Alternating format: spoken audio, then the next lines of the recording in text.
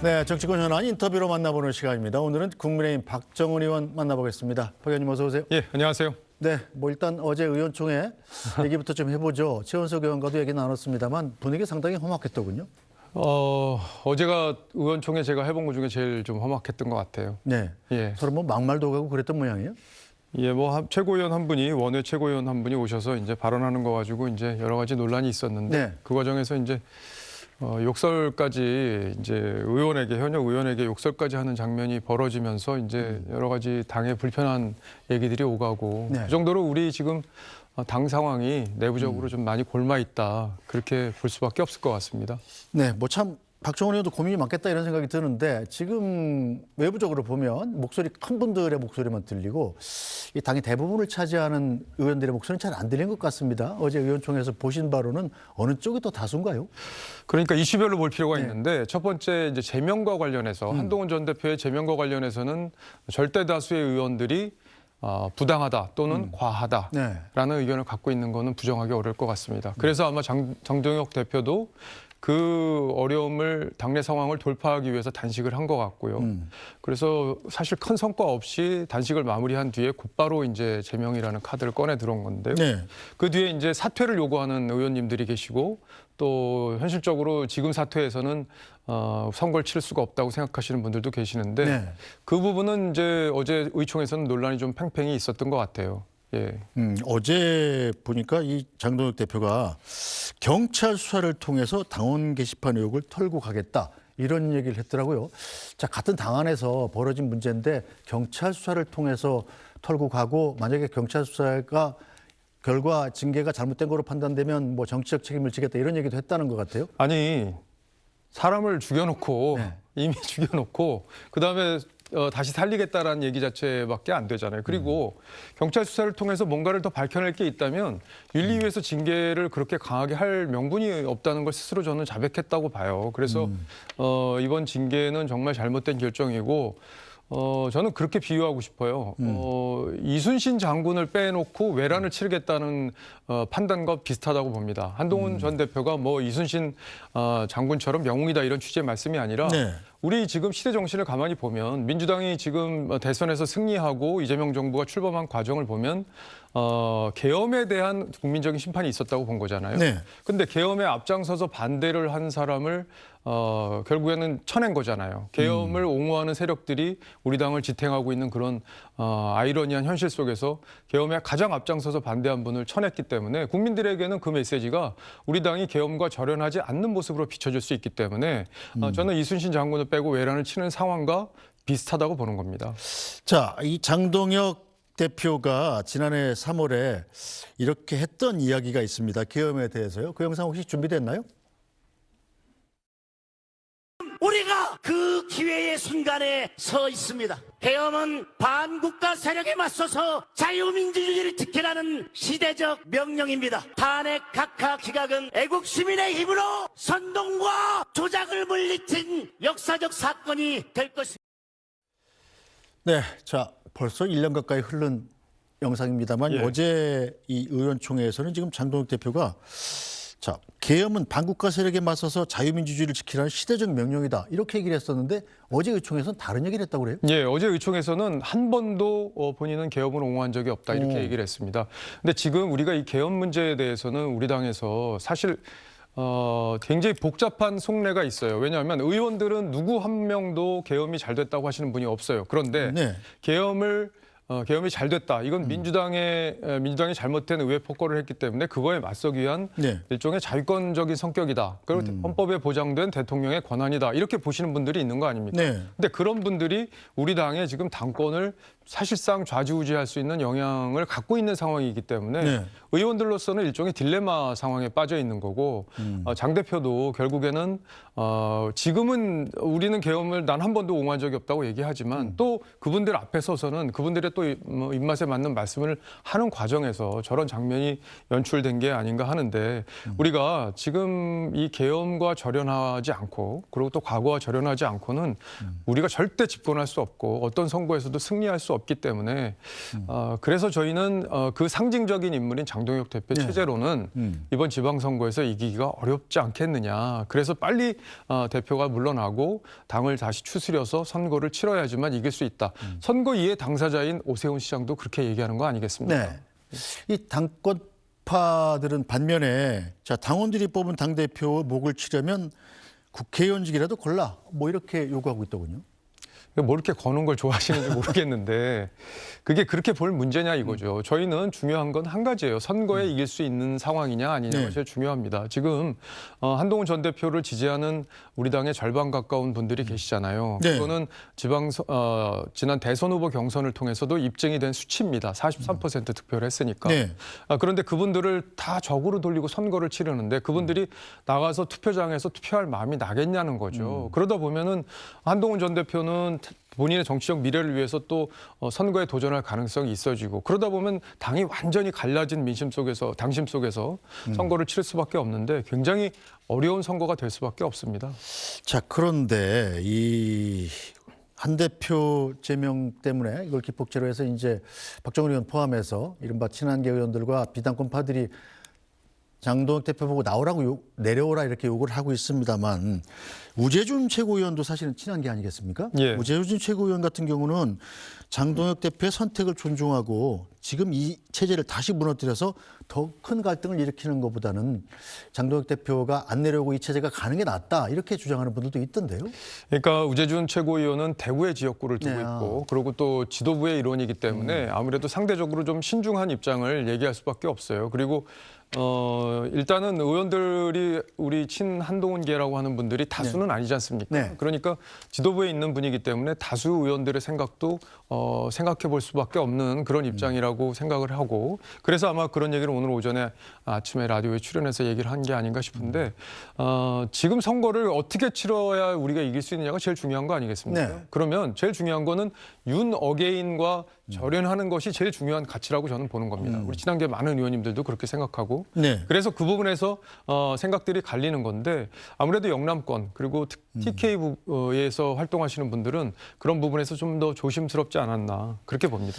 그렇군요. 자, 한동훈 전 대표 얘기 좀 들어보죠. 일단 지난 주말 뭐 지지자들이 굉장히 많이 모여서 집회를 했더라고요. 그리고 예. 이제 잠실 경기장에서 하는 그 토크 콘서트도 표가 뭐 거의 매진이 됐더군요. 1시간 7분 만에 매진이 됐죠. 네, 그래서 저희 존재감은 과시하고 있습니다만 한동훈 전 대표 자신의 출구는 잘 보이지 않는다 이런 분석들이 많아요.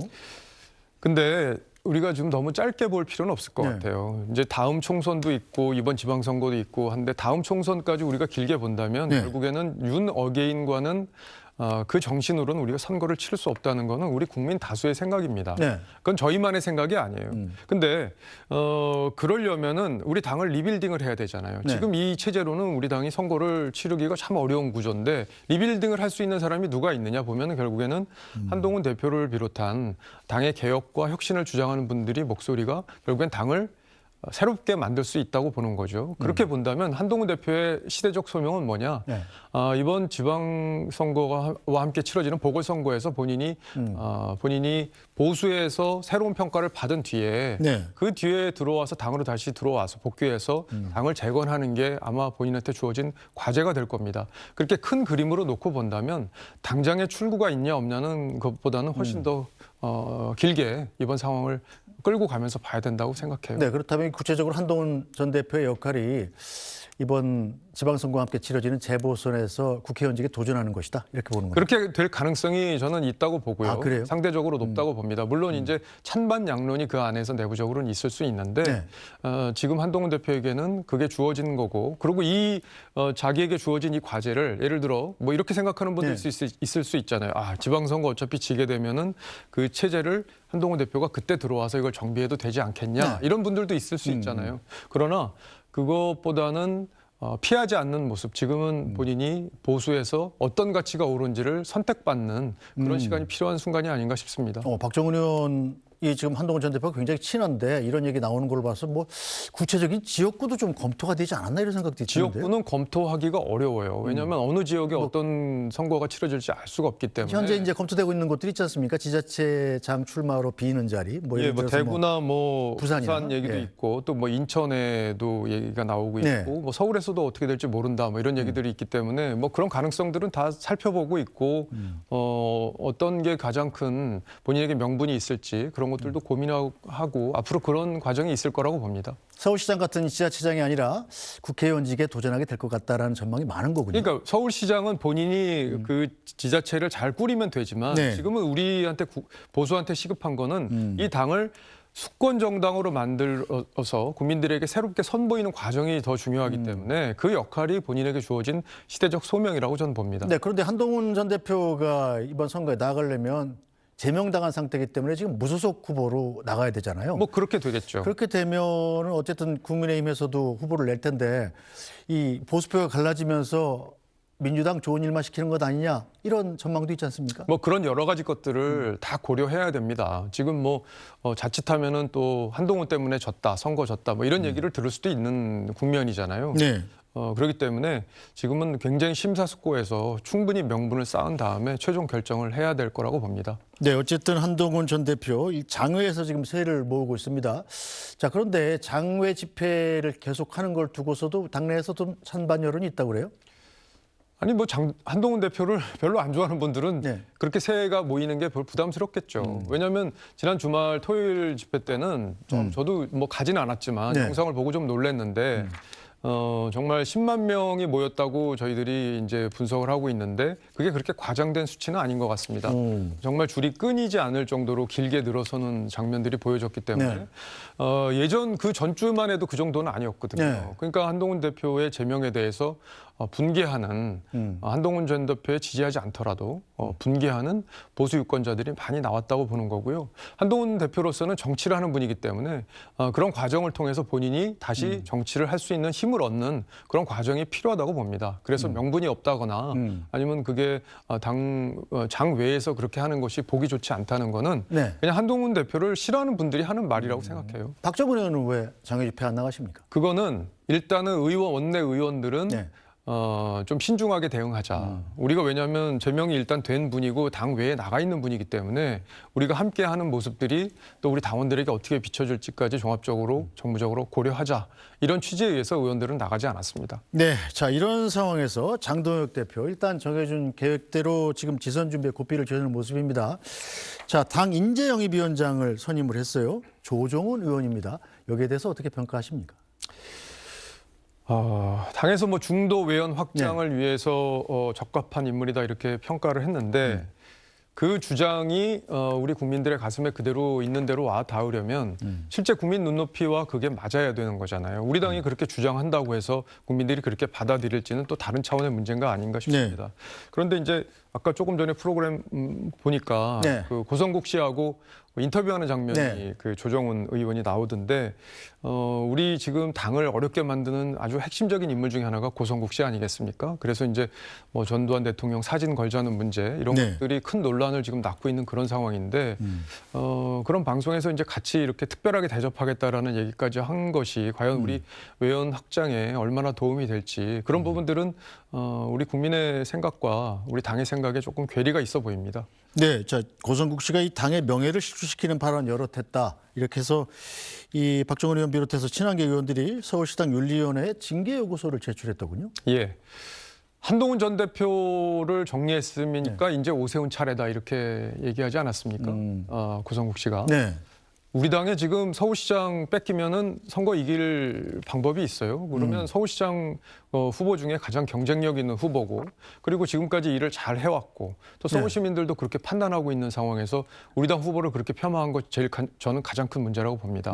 그리고 두 번째로는 역사적으로 지금 계엄과 절연을 해야 되는 아주 중차대한 시점에 계엄과 관련이 있는 그리고 그런 분들의 사진을 우리가 걸어야 된다고 주장하는 것 역시 국민의 감정을 상당히 자극하는 일이라고 봐요. 그래서 저는 빠른 시간 내에 서울시당에서 윤리위를 열어서 이 문제를 정리해야 된다고 봅니다. 네, 이 전환기 씨도 귀국해서 국민의힘에 입당할 것 같다 이런 보도가 있더군요. 이른바 보수 유튜버들의 이딴 국민의힘 합류 어떻게 봐야 될까요? 저는 그 보수 유튜버들이 우리 당을 숙주로 해서 본인들의 생계를 꾸려가고 있다고 저는 그렇게 봅니다. 물론 그분들이 추구하는 방향, 가치, 그리고 자유민주주의 이런 부분에 대해서 동의하지 않는 건 아닙니다. 그러나 지금은 우리가 선거를 승리하기 위해서 그분들과의 절연이 필요한 시점이거든요. 근데 그분들이 우리 당의 지도부를 흔들면서 지도부의 영향력을 행사하면서 우리 국민들이 보시기에 저 사람들이 아직 정신 못 차렸네. 이렇게 보이게 만드는 요인이 분명히 있다고 봅니다. 그래서 그분들을 빨리 정리하는 게 우리 당의 선거 승리를 위해서 꼭 필요하다고 봅니다. 자, 어쨌거나 지금 이런 상황에서 가장 속이 타는 건 바로 6.3 지방선거에 출마하실 예정인 분들인 것 같아요. 오세훈 서울시장이 특히 속이 타는 것 같던데 오세훈 서울시장이 뭐 그렇게 강한 얘기 잘 안 하시는 양반이었는데 이 장동혁 대표 사퇴하라 이렇게 글을 올렸더라고요. 그리고 어제는 또 국회에 오셔가지고 장동혁 디스카운트가 지방선거를 덮치지 않을까 하는 염려가 매우 크다. 뭐 이렇게까지 얘기를 했어요. 오세훈 서울시장 왜 이런 얘기를 한다고 보십니까?